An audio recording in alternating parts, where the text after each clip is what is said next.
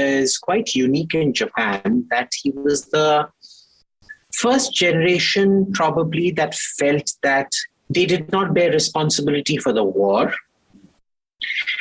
and that nationalism wasn't a bad thing if it was channeled properly, right? At the same time, they also understood what the problems of nationalism were. So he was quite proud of his heritage. He was quite clear that Japan simply wasn't pulling its weight in terms of the economic power and soft power that it had, and also the military power it has. Don't forget, the Japanese Navy is probably one of the biggest. It's much bigger than the Indian Navy in terms of total tonnage, in terms of destroyers, in terms of vertical launch tubes, in terms of full tonnage. It's bigger than the Indian Navy, right? Very advanced technology, and they simply went exploiting it. So he set it on a path of course correction because he realized that Japan had become so big, it was impossible to contain it individually, and it had to be contained as a group. Now, when you combine his sort of nationalist ethos and a sort of look at history, and once upon a time, the Japanese used to think of Indians as highly civilized people.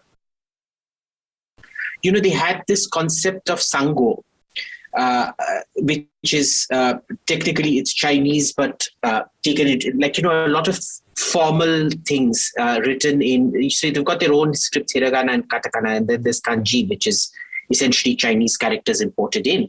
But a lot of the words, so for example, 10,000 years in Mandarin would be wansui. In Japanese, it becomes banzai. So Sango is basically the Chinese word for the three countries. And there were only three countries that were considered civilized. The Chinese only considered India and China to be civilized.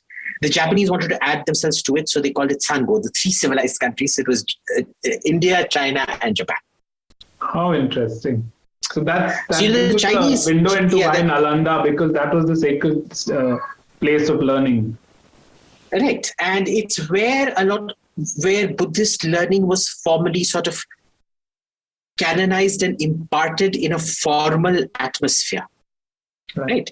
There are many universities like that, Odantapuri, Vikramashila, Nalanda, and things like that.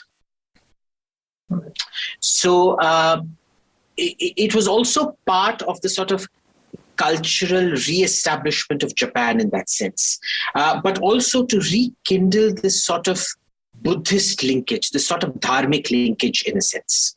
Lovely. As a cultural basis for a formal alliance.